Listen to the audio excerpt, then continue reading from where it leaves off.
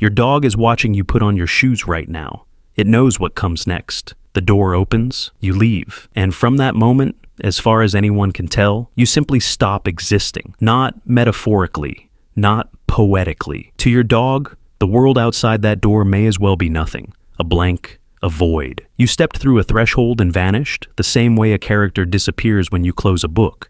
But here is the question that actually keeps behavioral scientists up at night.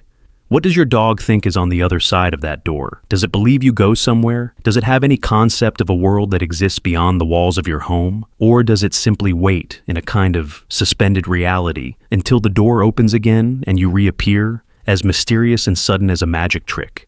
The answer reveals something profound about the architecture of animal minds. And it starts not with dogs, but with a concept so basic, you have probably never stopped to question it.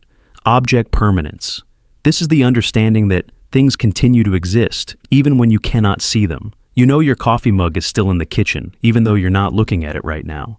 You know your friend exists even when they're not in the room. For you, the world persists whether or not you're observing it. The universe doesn't switch off the moment your attention turns away. For a very young human infant, this is not true. Developmental psychologist Jean Piaget spent decades studying how children acquire this understanding. Before roughly 8 months of age, an infant shown a toy and then watched as that toy is hidden under a blanket will not look for it. The toy is gone, out of sight, out of existence. The concept of a persisting world has not yet formed. Dogs, interestingly, do develop object permanence. Studies from the 1990s and early 2000s confirmed that dogs will search for a hidden object even after it disappears from view. They understand, at a basic level, that things continue to exist. When you leave the house, your dog almost certainly knows you haven't simply ceased to be. But here is where it gets complicated. Knowing something still exists is very different from knowing where it is, what it is doing, or what kind of world it inhabits while it's gone. Your dog knows you exist, but it almost certainly has no concept of your office, your commute, your coworkers, the coffee you got from the place on the corner, the argument you had in the elevator. The world you actually inhabit for the 8 hours you are away from home is, almost certainly, completely invisible to your dog.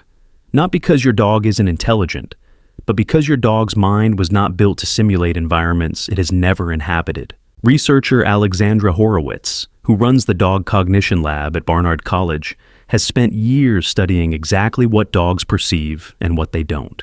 Her work suggests that a dog's understanding of you is almost entirely sensory and present tense.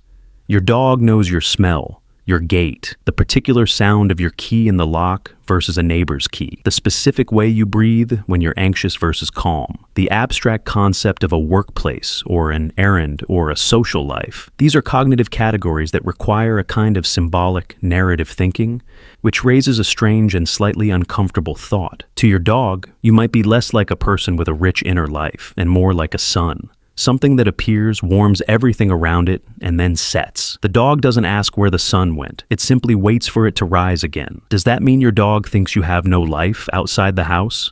Not exactly, because thinking about what your dog doesn't know requires understanding what it does know. And what it does know about you is, in its own way, extraordinary. Your dog knows your emotional state before you do. Research by Natalia Albuquerque and colleagues published in 2016 found that dogs can match the facial expression of a human with the corresponding vocal tone, suggesting a cross-modal emotional perception that is remarkably sophisticated. Your dog doesn't just hear that you're stressed, it sees it, smells it, and integrates all of those signals into a real-time emotional map of you.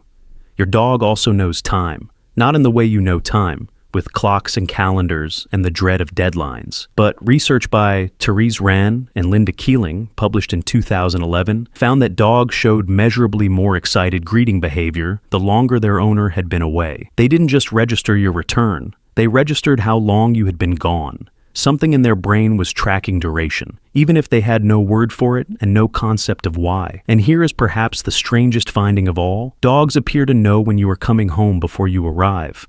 Not through magic, but through pattern recognition so finely tuned, it borders on the uncanny. Studies have suggested dogs can detect the distant sound of a specific car engine, a specific set of footsteps, even a shift in household routine that signals your imminent return. They are not waiting blindly. They are reading the world for signs of you. So, let's return to the original question. Does your dog think you have a life outside the house? The honest answer is probably not in any meaningful sense. The concept of you having colleagues, problems, appointments, or experiences that don't involve your dog almost certainly doesn't exist in your dog's mind. To the extent your dog thinks of you at all while you are gone, it is probably through sensation and anticipation, rather than narrative or imagination. It doesn't picture you at your desk.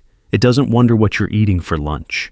It holds an emotional imprint of you, a kind of sensory ghost, and it tracks the signals that predict your return. But here is the reframe that changes everything. Your dog's relationship with you doesn't require knowing your full life to be profound. The depth of its attachment isn't measured in cognitive complexity. It is measured in something older and stranger than cognition. It is measured in the fact that your dog's entire biochemistry shifts when you walk into the room. That oxytocin, the same bonding hormone released between human mothers and their newborns, floods both your bloodstream and your dog's when you make eye contact.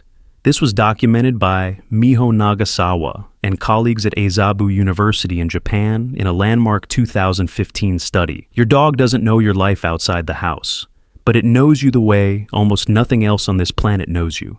Not through story, not through memory, through the present moment, completely, every single time. And maybe that is not a limitation at all. Maybe your dog figured out something you are still working on. That knowing someone fully, knowing their whole life and history and context and future plans, is not the only way to love them completely. Right now, somewhere, a door is about to open, and a dog who has no idea where you've been is about to feel with its whole body that its world just got whole again.